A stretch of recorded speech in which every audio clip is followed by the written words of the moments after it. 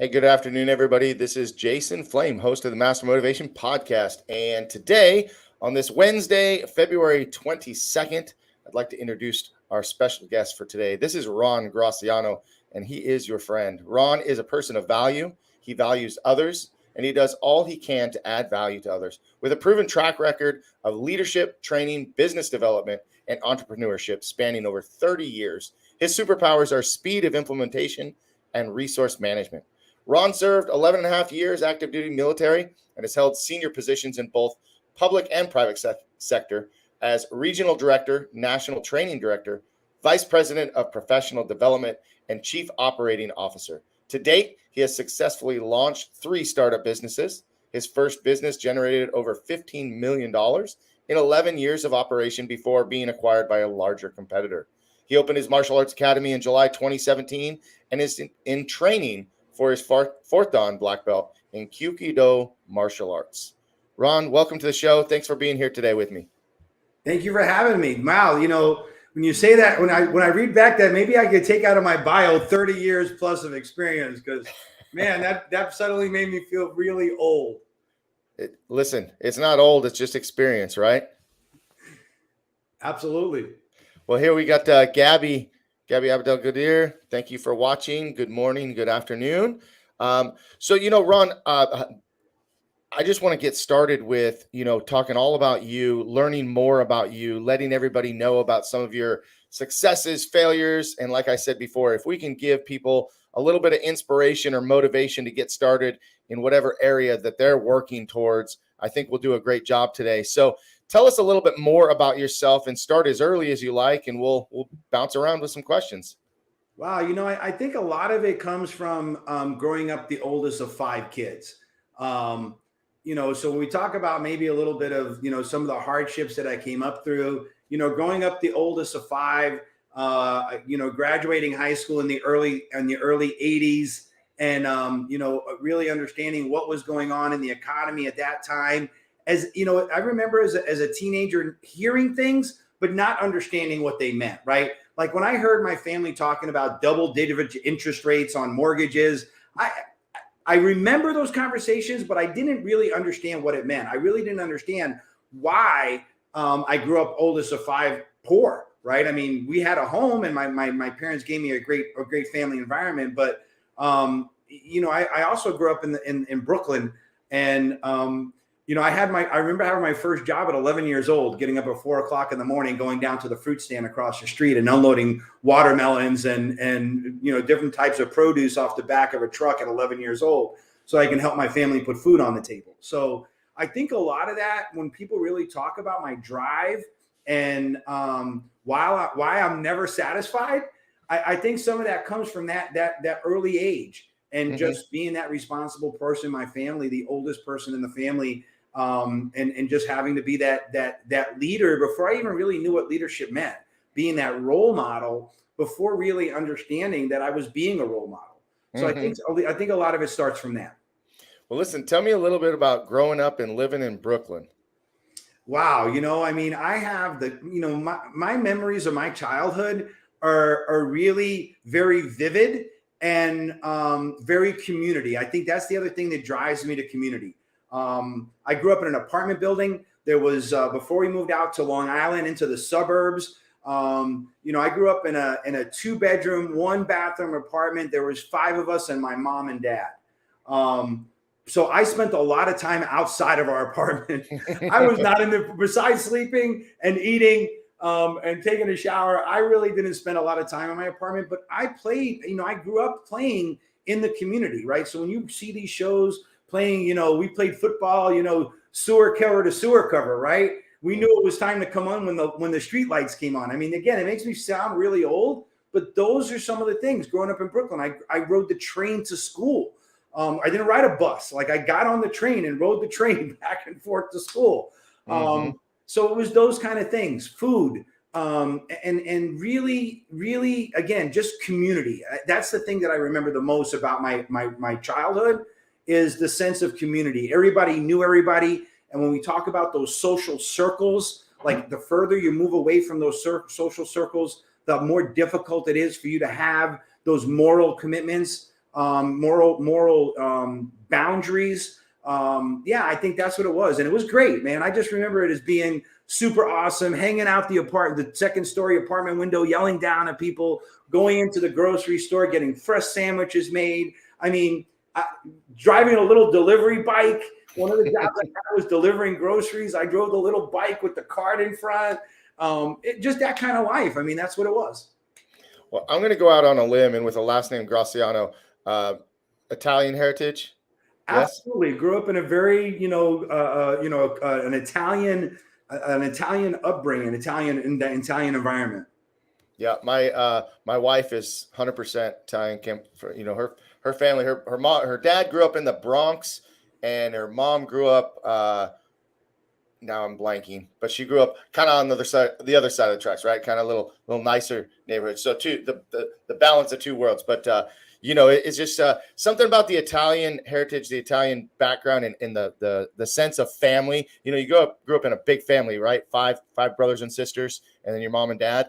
Talk about how that culture and how that upbringing played into your life.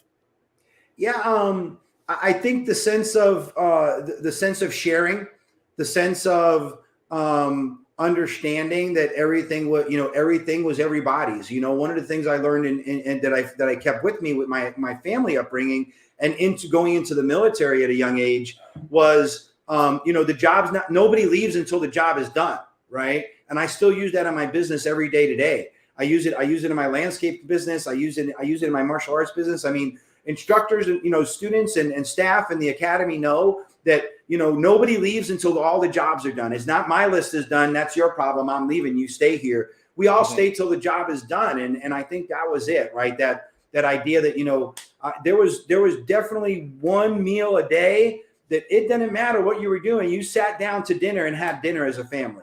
And that was it. Right. So, I think that's the thing that stuck with me the most. Just sharing. Yeah. Sharing. Well, we're going to get into talking about some of your businesses and your martial arts experience, because everything that you're talking about so far ties into every one of those, arenas of your life. So, as you were growing up and getting ready to go to, to high school and move on from there, first of all, did you play any sports activities? Were you involved? You had jobs early on, but did you have activities that you really liked? I got to tell you, man, some of the jobs I had as a young person were the most fun jobs I've ever had. Yeah. I think that's just part of not really appreciating and understand what a job is about. But I wrestled in high school for a couple of years, and that was really it. I didn't have time for the extracurricular sports because it was assumed and an understanding that those hours, those extracurricular hours, were what we would see now as revenue generating opportunity, right? So I was fortunate enough when we moved out to Long Island, moved out to the suburbs to wrestle, and I wrestled in my freshman and sophomore year of high school.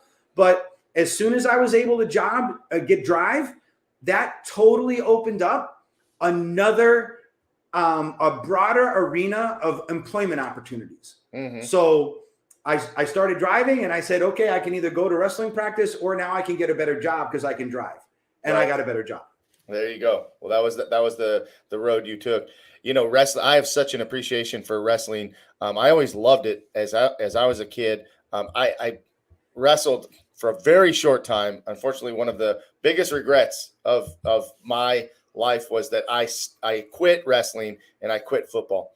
And I have a son who just turned 18 years old, and had the opportunity to play both football and wrestle a little bit more. And it's just something, as a martial artist too, I appreciate the work ethic of, wrestlers. I mean, I can't think of any athletes really that work harder than wrestlers, and just the discipline, the weight cutting, all the different aspects that go along with it. And, it kind of ties in with the not leaving until the job is done. I mean, wrestlers put it all out there on the mat all the time. But you made the decision to, branch away from the sports. You had some more job opportunities with now being able to drive. So talk about some of your first jobs as a teen moving into your adulthood.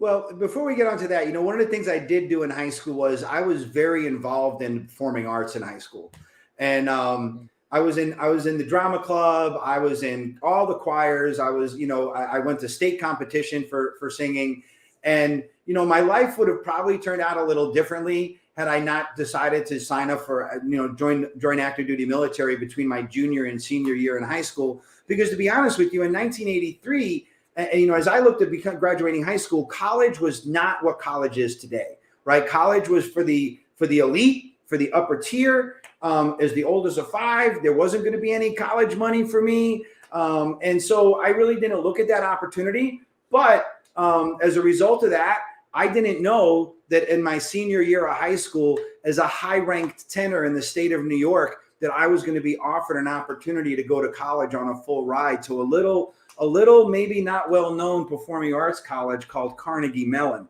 I'd probably be a music teacher today. But jobs, I became very interested in automotive, hands, tech work. And so I started doing a lot of jobs at the local oil change place. And I really, I just became a grease monkey right away.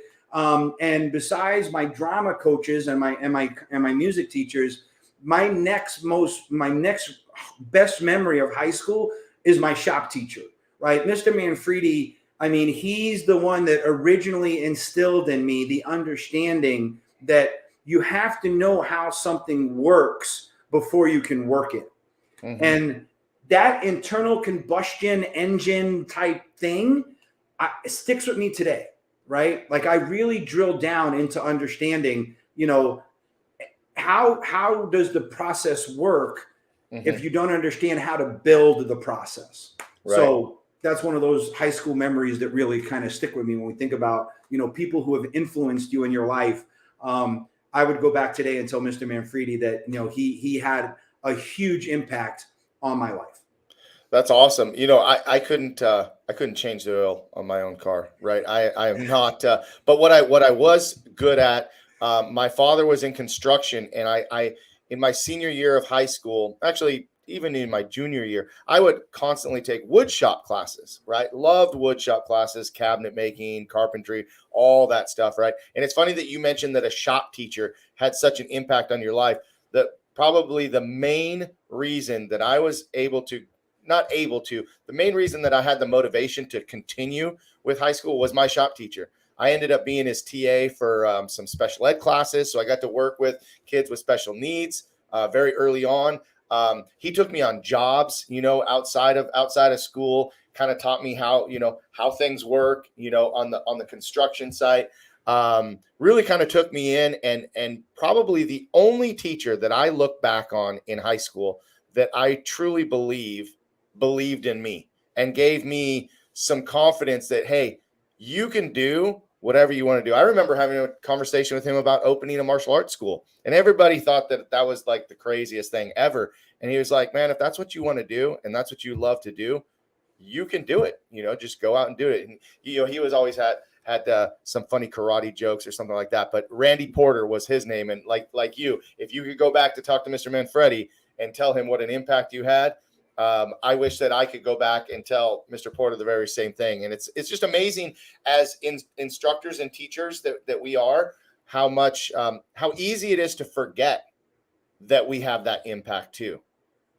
Yeah. I mean, and seeing it now in hindsight, and as I've gone through developing multiple businesses and peer coaching other entrepreneurs and having people be able to come up to me and say how much I've influenced them and changed their lives, I look back on that, and that's why I think I connect with Maxwell Leadership so much, that servant leadership, that ascending to servant leadership and really understanding and making a major change. I mean, Jason, it made a huge difference in my martial arts business when I really better understood letting go of making it all about me and making it all about them. That's why when you look at my social media feed, you will see very few pictures of me doing martial arts or with any of the students in my social media feed, because it's not about me. When parents say, Mr. Graziano, get in the photo, I'm like, no, it's you. This is your moment, right? Mm-hmm. And so that was the thing. Funny thing about Shop was at the time when I had the opportunity to tune three two-barrel carburetors. So we tuned a 6-pack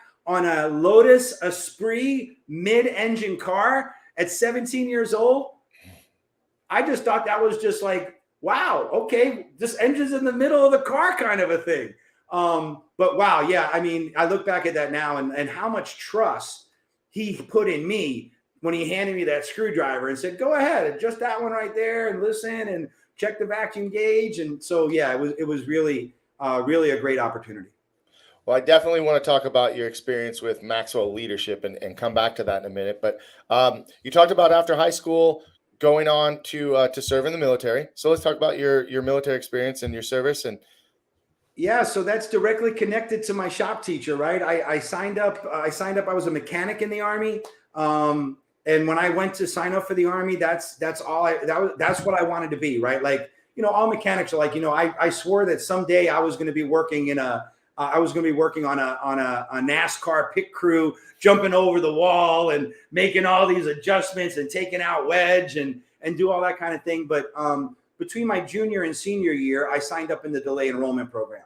And I actually left for active duty military 5 days after I graduated high school. So I graduated high school on June 25th, 1983. On June 30th, I took my first plane ride ever and went to MEP Station at Fort Jackson, South Carolina. And I spent 6.5 years on active duty with the Army. I decided after 6.5 years, I didn't want to turn wrench anymore. And I really realized that I wanted to get involved in law enforcement. And I had about a 10-month break in service. I went back on active duty with the Coast Guard for 4 years. And I served with the Coast Guard for 4 years doing maritime law enforcement and heavy weather search and rescue. Wow. Amazing. Well, thank you for your service, first and foremost. Appreciate that. And you went from military into, the Army, the Coast Guard, into law enforcement.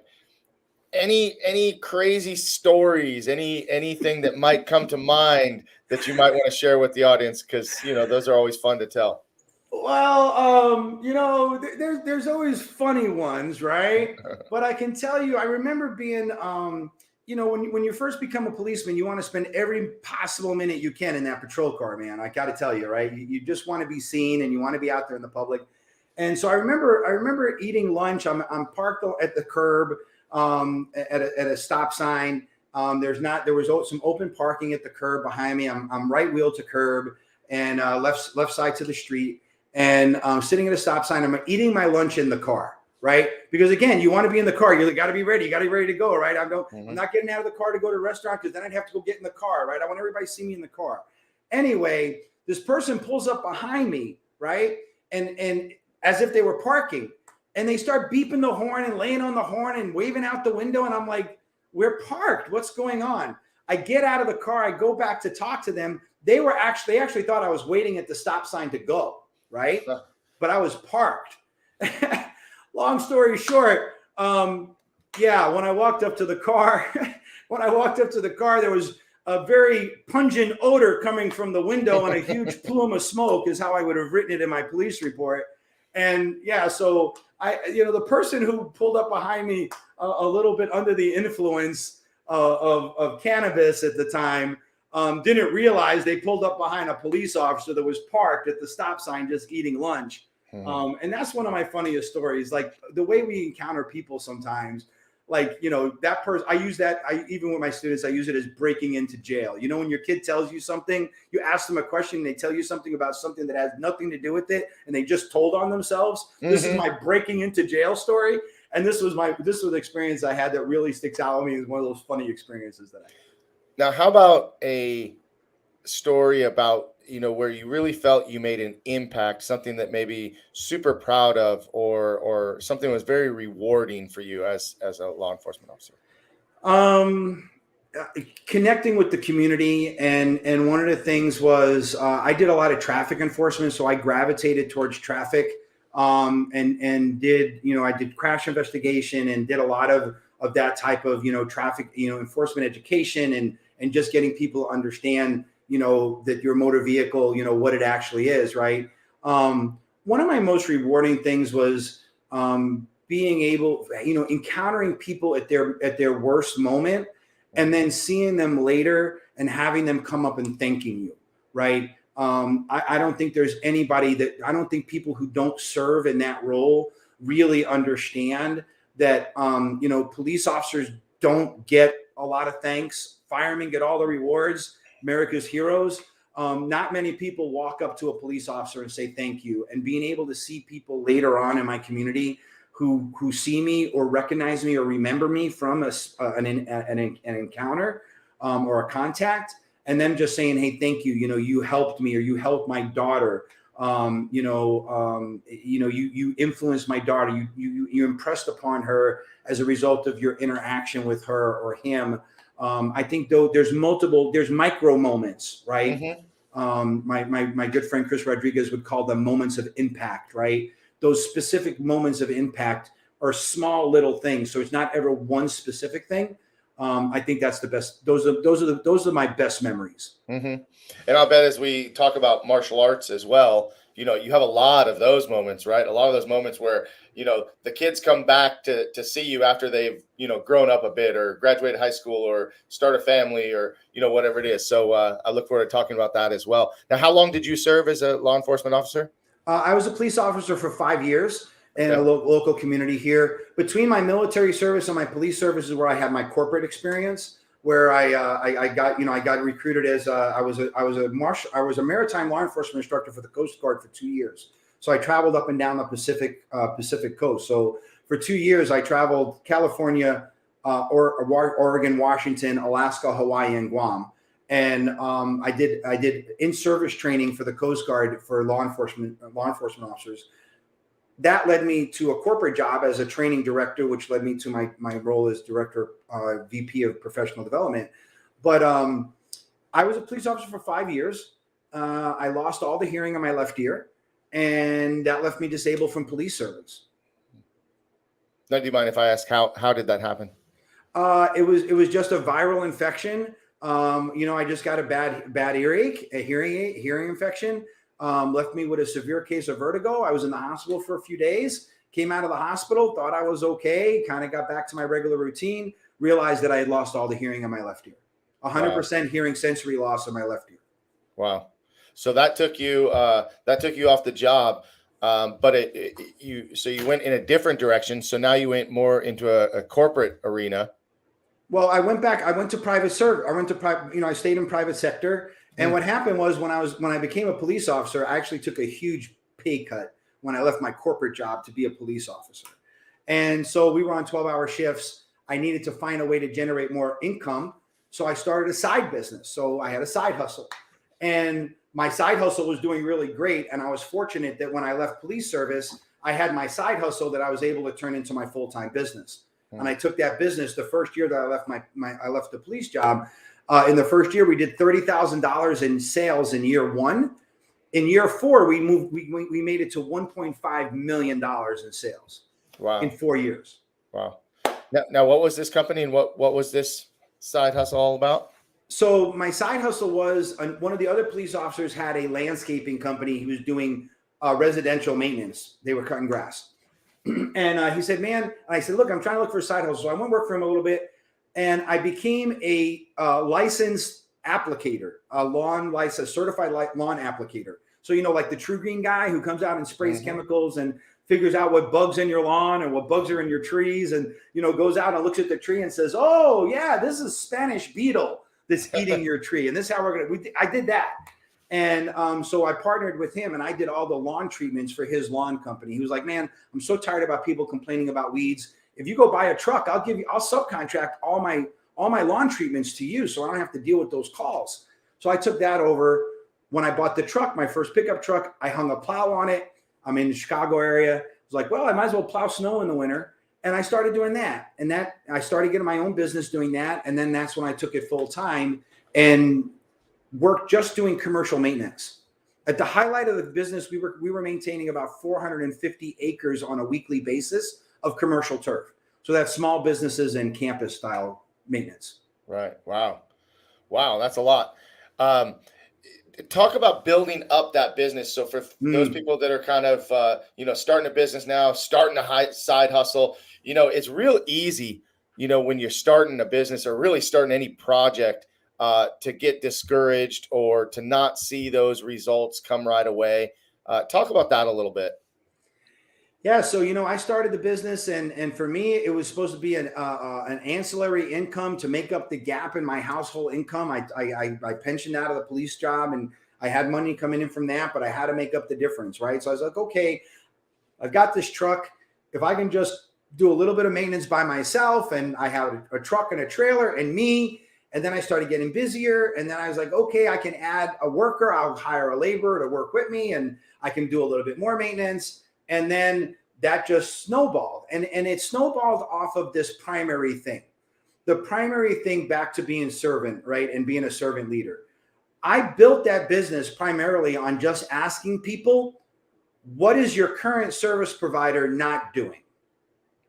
Don't tell me what you want me to do. Tell me what they promised you that they didn't do. And if I can at least do that as good as they're doing it or better, will you pay me at least the same price? So if you're paying somebody to do a job right now, but they're only doing 75% of the job, if I do 100% of the job, will you pay me the same price to do all of it? And most of my clients were like, yeah. I mean, you're actually going to show up on time? Yes, I will show up on time. And this is my military DNA, Jason, right? Like, I don't join the military. I don't do what I did for 11 years. I'm not where I am today. I want to be clear about that. The things, the behaviors and the DNA that I have as a result of that, the systematic way that I approach things, the way I see things, the optic that I have, that's my military background. That's my military upbringing. And I had so many great leaders and influencers there, besides my dad, who always said, no matter what you do, be the best at it. Right. One thing that I remember about my dad, most of all, is though I hear those words, right? Like, you see the little bubble pop up. Like, when my dad passed, and when I hear that in my mind, and when I think about, doing the right thing when no one's watching, that's what I think about, right? I think about no matter what you're going to do, be the best at it, and don't judge other people for what they do. If they're the best at what they're doing, then just appreciate them for that. And so that was the thing. That's what got me going, right? Delivering on my commitment, never over promising, always delivering. I know these are cliche type things, but these are at the core of entrepreneurism, right? Taking great risk with no promise of reward. I think that's the thing I want to say to entrepreneurs the most.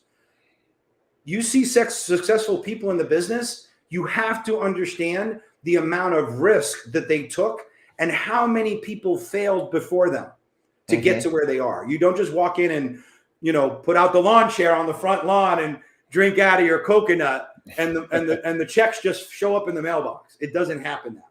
Right. Yeah. So that was it. I mean, just really a lot of commitment, a lot of dedication, and drive. No, that's all great information and great, regardless of what, what industry you're in, what your goals are. It's always amazing to me too, that people are surprised when you do what you say you're going to do. Right. And follow through. Like, that's almost becoming, unique, and it shouldn't be unique, because if you say you're going to do something, you should do it and you should follow through, right? Like you were talking about, asking what a company might not be doing. And if you just did that, I mean, first of all, how do you do a job when you're not doing the whole deal, right? And for you to come in to say that and do it for the same money, right? And that's what stuck out to me, is like, hey, I'll do what they're doing plus what they're not doing and still take the same amount of money. But I agree with you a lot on the risk.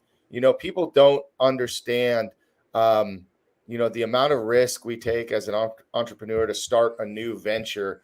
There's a lot of passion, there's a lot of faith, but that risk factor, and most people will stop because of that. They just don't want to take the risk. It's easier to stay in that comfort bubble and, work the 9 to 5 or whatever. And again, there's nothing wrong with that. But, for people that see that person with the high level of success and to think, oh, they got lucky. No, they didn't get lucky. They took a big risk and they worked their ass off. I mean, and that's where it is, right? So let's talk a little bit more about, about leadership and specifically Maxwell leadership. That intrigues me so much because I have read John Maxwell books since I can remember. My daily reading, I read his daily reader, and that really keeps me in tune because I have some other books that I'm reading, but that's my daily reader every morning. Matter of fact, I post it in my story every day of what I read for that date, and I'm just so intrigued by how specific his words are and how passionate. You can feel passion in what he does, and for those that are involved in his leadership that I've talked with, you feel the same thing, and you hear that word over and over and over: servant leadership, right? Rather than just being at the top and telling everybody what to do, it's serving your way to leading. Talk about how you got involved in that, first of all, and how you found it, and what it took for you to become on that leadership team, and anything else you can add to that. Awesome. Yeah. So, so there's so many things that you mentioned, right? Like you just go back to those core things, in my Italian upbringing, like, say what you mean and do what you say, right? I mean, it doesn't get any simpler than that. The Maxwell piece, that servant leadership, but one of the things that I remember talking to, you hear a lot about buy-in, right? Getting buy-in. How do you get buy-in? And here's what I would say. I say when we're working on leadership development, if you want to get buy-in, you have to be relevant, and the things that you do or teach or speak about must be actionable, right? And that's what connected me to Maxwell, right? So when people ask me a lot, why would you pick Maxwell over Tony Robbins? They're both in two very specific tracks, the way I've experienced it. Tony Robbins is the you. If you want to unleash your fullest potential and you feel like you can do better, then dig into Tony Robbins, right? He's going to make you individually successful. I got past the me being successful, and I wanted to focus more on making other people successful. I get a lot of reward out of seeing other people be successful because of just a result of not knowing, right? And so that's what I looked for. I looked for a resource, and a friend of mine gave me a book, and the first Maxwell book that I listened to was the 15 irrefutable laws of growth, right? And that I fell in love, man. I fell in love with John Maxwell. I fell in love with everything that he said. Like, it was literally like as if he was sitting right next to me, talking to me about my journey, about my experience, about how to meet other people where they are. When he talked about the law of the mirror, the law of reflection, the law of intentionality, right? All of these very specific laws, right? The law of the lid. And occasionally we hear this thing about, I'll see you at the top because it's too crowded at the bottom. Why? Why is it so crowded at the bottom? Because good leaders bring people with them. And so I say, I'll see you at the top because we're going to make the top just as crowded as the bottom, because there shouldn't be that much disparity, right? Chris Cole says, listen, Mark Cole deserves to be led well, right? Everybody deserves not just to be led, but to be led well. And to be a good leader, you have to have access to those resources. So I looked up John Maxwell. I found out that, every year, at the end of every year, I do one non-negotiable personal development item. And at the end of 2019, when I did my year-end review, I said my one thing for 2020 was going to be John Maxwell. And I signed up for John Maxwell, and I invested in John Maxwell, and I signed up for they do a international member conference, member certification twice a year in March and August in Orlando. And I signed up for it. Well, we know what happened in 2020. So I signed up. I was registered to go in March. Obviously, there was no March IMC, and they pushed it off to August, and they said, okay, the August IMC is going to be virtual. I said, I'm not doing virtual. I'll only come live. Long story short, I finally went, and being in that room with that many people on that level and being in the presence of John Maxwell is truly inspirational is one way to describe it, but the level of influence that I receive when I'm in that community, there wasn't one person that I met during the 3 days that I was there, during the first session that I went to, that didn't make sure that they connected with me on some level and tried to give me some way to improve myself. And that was my biggest takeaway. And I just said, this is the community I want to be part of. And I've been in 100%. I'm part of their mentorship program. They just released a corporate facilitators program. I am officially one of the founding members. I finally become a founding member of something. And so when I go in March of this year, I'm going to be in the corporate facilitator track to become a licensed corporate facilitator through John Maxwell. And I can't say enough good things about how it relates to, again, all industries, everybody, whether it's faith, whether it's service, whether it's manufacturing, no matter what it is, we can connect and we can help make things better. Yeah.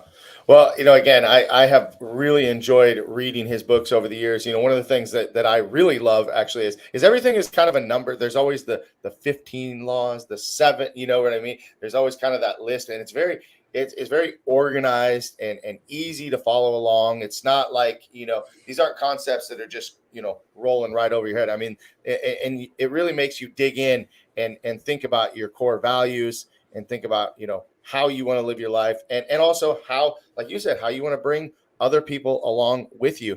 And I have to say that as a younger leader, as a younger school owner, business owner, that was not a strength of mine at all. It was all about, I probably would have been really good with Tony Robbins, right? It was all about me and making me better and getting me to the top, right? But I have learned that the other way around works so much better. It makes, my school functions so much better when it's about bringing the team up, because now instead of one person and having that triangle that trickles down this way, it just kind of, it funnels up a little bit and we spread out. We can reach more people by doing it, a better way. Right. So I appreciate that a lot. And thank you for sharing that. Let's talk about martial arts. Yeah. Let's talk about how and when did you get involved in martial arts? Wow. My first official martial arts class would have been about June 1987. Okay. 1987. I was deployed to South Korea, and I was stationed there with the Army, and there were a lot of things to do, but not a lot of very productive things to do. And a buddy of mine that I hung out with, we became really good friends, and we were walking by the what we call the PX, or like the Class 6 store, which is the liquor store. And we were walking by the little commissary area, and we heard this key-upping noise coming out of a room. And we're like, what's going on over there? And we're like, I don't know, let's go over there and see. And there was this guy teaching martial arts in this little, it might have been like maybe a 20 by 20, that would have been big room.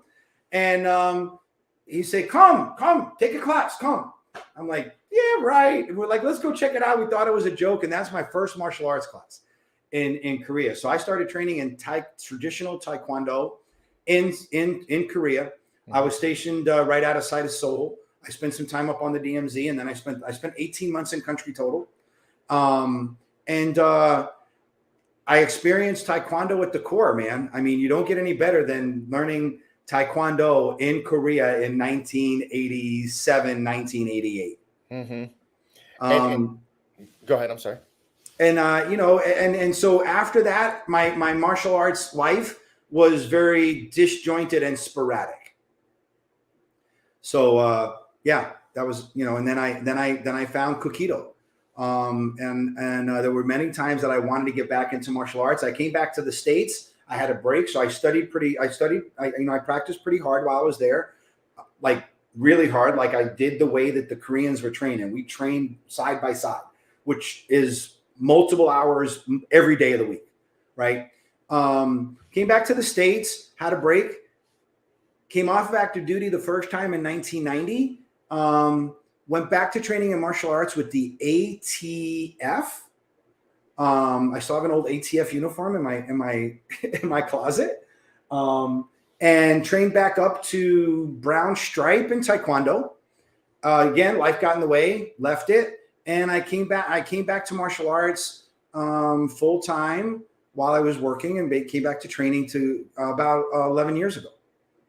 So you had a lot of, like you said, kind of sporadic training. What kept bringing you back to martial arts? What was it that just kept driving you back to it? I wanted a black belt. There you go. It's always good to have a goal, right? I wanted a black belt. I wanted, that was like a thing, right? I mean, yeah. I wanted a black belt. The physicality, the discipline, and I just found that it was something that I connected with really well. And you're getting ready to test for your 4th degree.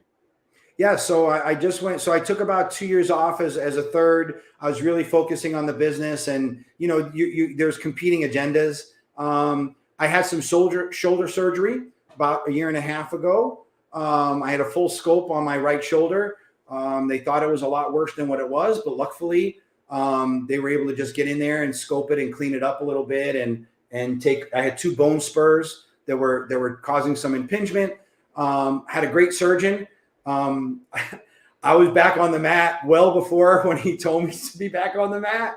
But my shoulder's great now. During that period of time that I was off for 2 years, I practiced Gracie Jiu-Jitsu, and I made a commitment to myself for my martial arts students that I needed to improve my ground game to provide them better training at groundwork.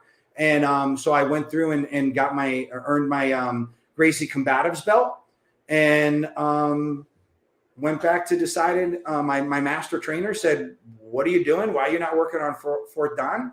And so I just started training back on Fort Dan 2 weeks ago. Amazing. Well, good luck in that. I know that's a lot of dedication, a lot of hard work to put forward to go to that next degree. Now you currently own and operate a school, a martial arts school. I do. So I'm a Kyuki-do Martial Arts affiliate. So Kyuki-do Martial Arts came to the United States in the late 60s when our founder came to the United States from Korea to train the Olympic judo team. He came here, and people traveled for miles and miles around during that period of time to train in judo with our founder, Grandmaster Kim, who's still alive. I, by happenstance, when I came to Kyuki-do, so the federation was established in 1979. There's about 35 Kyuki-do affiliates throughout the United States. I happened to train up in the flagship school where the Grandmaster developed this martial art. And I came up under that lineage, and I just became, I went to a leadership class, and one day they were talking about, hey, if you're thinking about being a martial arts school owner, come to this class. And I was like, okay, I'll do that. At the time, I was working for Department of Homeland Security here in Chicago.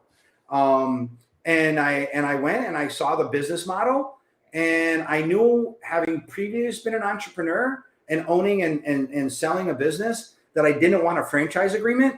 I wanted a little bit more freedom in my ability to run my business. And I looked into the affiliate agreement, and I became a licensed affiliate.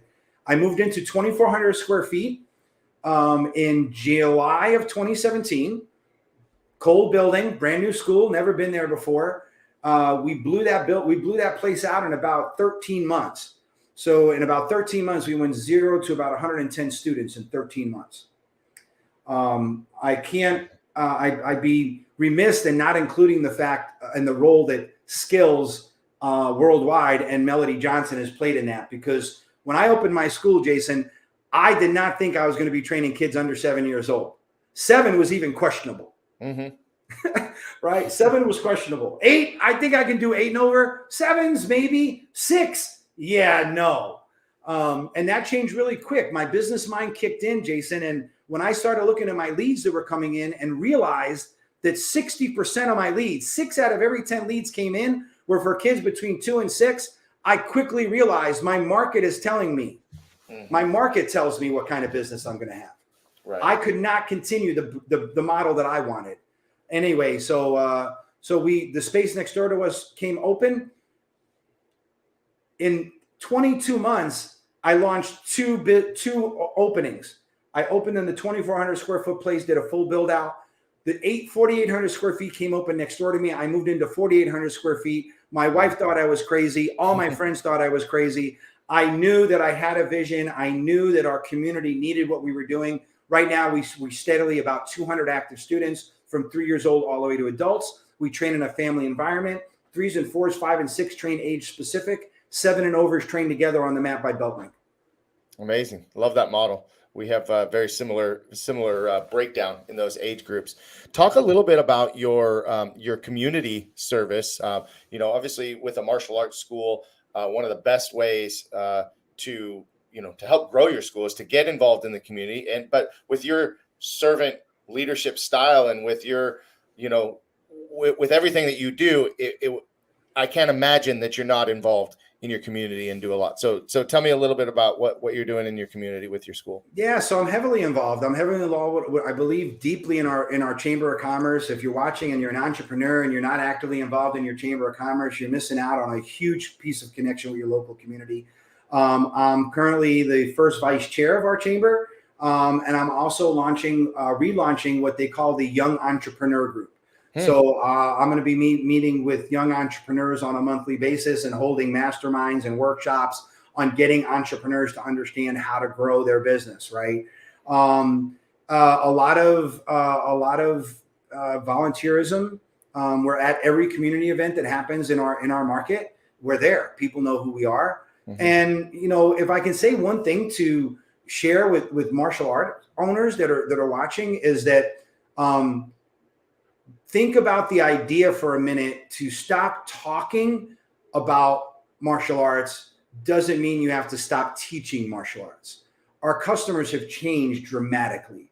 And even in the 5 years that I've been doing it, that community service piece is connecting with my community and making sure they understand, talking their language of how martial arts can be a resource to them. Mm-hmm. And I have so many people, Jason, that come into our business that say, I never really considered martial arts as an option for my child's autism, for my child's ADHD, for my child's ODD, for my child's emotional regulation, for my child's learning disability.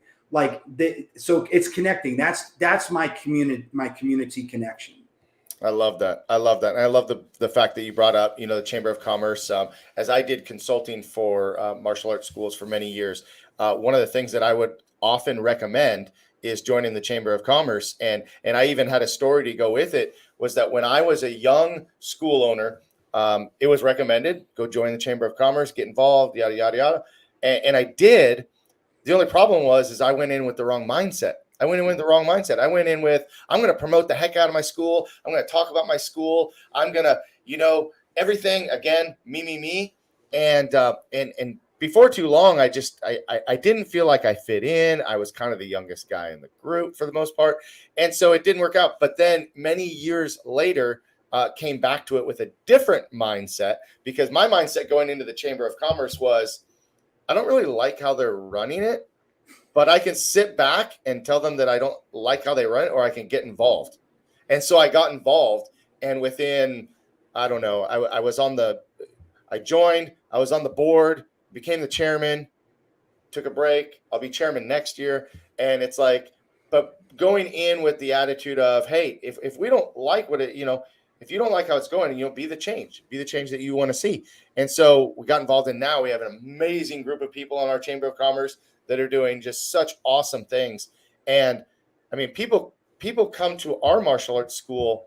I don't even think they know what martial arts is really at all, but they know this guy does a lot. This guy is involved. He's at this school and that school and sponsors this and sponsors that and donates here. And they got to have something good going on. And they come and check it out and they go, oh, well, now you tie into all the things, for that mental, but then you've got all the physical, and then leadership. Talk about, something that's amazing for martial arts is teaching leadership within your community and just tying that all in together. So Chamber's been a huge thing, and just being involved, like you said, in the community and speaking their language. Because as a young business owner, all I thought was, I'm teaching the best karate there is, and you got to come and learn it.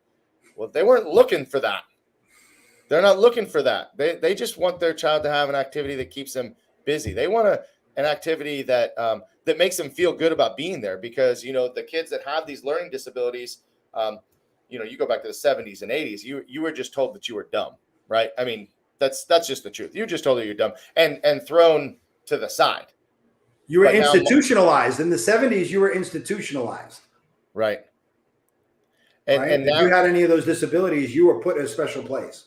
Right. And now we see martial arts as a tool that can help them in so many ways, because not everybody, I'm surprised sometimes not everybody is concerned with their safety, but they should be. But there's other avenues. There's so many. Everybody comes to us for a different reason, and then they see all the other benefits. So we got to find out what do they need, right? What are they not getting in another activity or another area?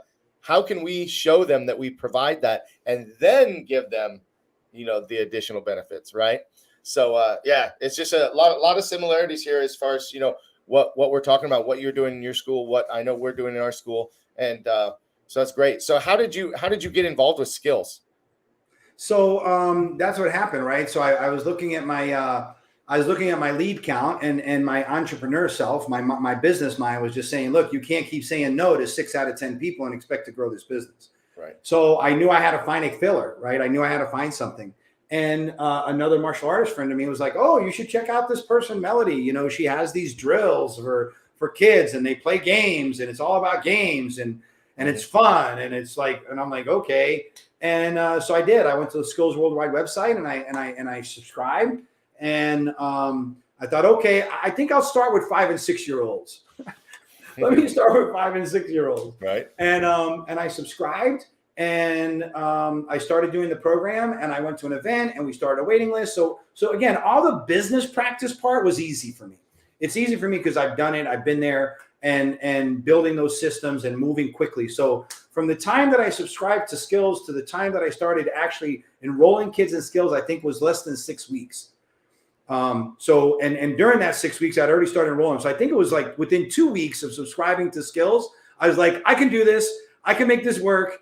And I started pre-registering people while I was still learning. And I got to tell you, the first few classes that I had were not good. They were not good. I was not a good skills instructor because I was trying to use my authority and influence for what I believed 7 and over year old kids needed based on the way I experienced martial arts, which is a great departure, by the way. Our culture is not what I've experienced. And realized that I needed to be more of what they needed to be, not what I wanted to be. Right. And so I watched Andrew Arquin. He was on the videos, and I said, man, that guy gets them to do all this stuff. I don't get them to do any of that. So I said, okay, here's the deal. I am going to become Andrew. And if Andrew does this, I'm going to model him exactly. Now, this again goes back to my military training, right? Then the drill sergeant says, march like this. You looked at him, and that's how you march, and that's how you learned, right? So that's what I did. I went right back to my DNA, right back to my core, and I started teaching classes exactly the way Andrew was doing it, exactly the language that he was saying. Yes, family. Gotta love family, right? And so that was the piece. And all of a sudden, it took off. It just took off. It exploded. And I immediately said, okay, well, now I think I can teach 3 and 4 year olds. And then when I started learning how to teach 3 and 4 year olds, I was like, well, wait a second. I can use this in my Kyuki-do program. I can still teach my belt rank requirements, but I can deliver it differently. I can learn more about the students. I can learn more about dopamine, oxytocin, serotonin, and endorphins. And I really dug in deep with Melody and really, really remember the first time I met her in person and met Andrew the first time in person. And I just knew that this product, that this way of teaching was a better way, And that's what I did. I realized I didn't have to compromise the quality of my martial art, but I can teach it better. Right. I could understand the students better. I could understand the parents better. I could connect and become a resource to them more if I knew more. And that's what I did. And I became a Go Lifetime member shortly after that. I've been a Go Lifetime member for going on 4 years. I've done the certified pediatric ninja course, which was a 1-year intensive course. Melody says it's like a college course. I think it's harder than any college course I ever took. I've done, my staff is 100% on skills training development. We do certified training. All of our instructors are required to earn a ninja on their jacket to identify that they've completed the certified instructor course. We're hosting another one. We've hosted one a year and a half ago. We're hosting another one on March 25th at our school because I just believe in it. And as luck as has it, I've been able to join the skills family and help other people learn about skills as I continue on working. I worked a little bit as the director of marketing and communication. And now I've just accepted a role to work on as director of business development to continue to expand over 1,400 schools in 20 different countries. Wow. Well, I don't know if anybody has been watching this entire interview, but in the last 5 minutes, I think I saw the most excitement and the most passion, not to take away from anything else that you talked about throughout the interview. But when we started talking about skills, I mean, that just goes to show the amount of passion that you have, in the martial arts and teaching those kids. And, I love one of my favorite age groups to teach is the 3 and 4 year olds. And you know why? I love to teach the 3 and 4 year olds because I can go in without any expectation, right? And just have fun, and they learn so much by having fun. My son, again, who is 18 years old now, I can remember from the time he was able to start playing any kind of sports or activities that if it wasn't fun, he just didn't want to do it. So all I had to do was figure out how to make it fun and how to make a game out of it. And he would learn so much faster, so much better, and be engaged so much more. Changed a lot how I taught my 3 and 4 year olds. And I've loved it. I've loved it ever since.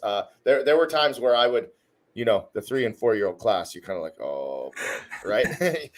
Ask the other instructor, you want to teach this class? But I absolutely, because I could go in and just have a great time. And I think just in general too, with martial arts, it's changed so much. I mean, what we were teaching, 10 years ago is totally different, and how we were teaching is so different. And it makes it, it really makes it an experience. We're not so focused on making the absolute 100% world champion competitor on, day one, right? It's going to happen, could happen, but we got to build that passion first. And I like what Juanita said is where passion and purpose meet, magic happens. And I mean, that's so true. And thank you, Juanita, for tuning in today. Juanita from Meticulous Moments podcast. She probably just got off a podcast and now she's watching mine. So thanks for being here. And thank you, Gabby, for watching. I'm looking forward to being on her podcast next week, actually. But guys, listen, we're getting ready to wrap things up here in the next 2 minutes. So if anybody is watching and has any questions for Ron, would love to get that conversation going. But Ron, I want to thank you for being on the show, sharing your story. I loved hearing, a little bit more about you. We see each other on Facebook and we learn a little bit at a time, but like to spend an hour with you today, I feel like I've learned a lot and got to know you quite well. And I enjoy, moving forward and continuing conversations in the future as well. So if we could end this on anything, Ron, what would you leave our audience with? What would your message be to the audience before we leave today? I would say it's 2 parts. Again, I'm going to go back to Maxwell. As often as you possibly can, replace I with we. As often as you possibly can. When you're talking with your staff, when you're talking to people in your community, when you're talking about your business, replace I with we. It's a huge compounding word, and it makes people know that it's about a community. It's not about you as an individual. The final one is something that Jeff Henderson talks about pretty specifically, and I'm going to leave you with 5 pillars to building a culture by design. Culture, we hear a lot about culture, but I don't think people really understand, and sometimes they build their culture organically, and that means that culture was built by default, and that is not consistent with doing things purposefully and intentionally. So here's the 5 pillars to building a culture by design from Jeff Henderson from his book, What Are You Known For? 1, Believe abundantly. Believe abundantly in yourself. Believe abundantly in your product. Believe abundantly in what you're doing for your community. 2, appreciate consistently. You didn't get to where you were by yourself. There's so many people around you that make you where you're going. Number three, develop intentionally. Stop the idea that nobody's ever going to be better than you. Most people will become better if you lead them well. Number 4, listen actively. Take the time to listen to people's conversations with insight. Don't be listening with the purpose of formulating a response. Last one, live repeatedly. Live it and share it. Leadership is a visual thing. Put your leadership on display. Wow, that was powerful. I'm going to ask you for a favor. Can you please type those 5 things into the comments so that sticks with this video after we're done here? Because I love that. So many of those points just remind me where I need to put a little bit more focus. So thank you for that. Again, thank you for sharing your story and being on with me today. I wish you all the best. Hope you have a great day and a great rest of the week. And thank you to everybody that is tuned in and watching today or ever watches the Master Motivation Podcast. Please subscribe and follow us for our next few guests coming up. I'm working on wrapping up 2023. I only have about 12 spots left, and I love it that way. I love having it booked all the way out. So thanks again, Ron, for being on the show. Really appreciate you. Thank you so much. I appreciate it. And thank your audience for putting up with me for an hour. We had a great time. It was a good one. All right, guys. Well, we'll see you next time. Make it a great day and go be the best version of yourself.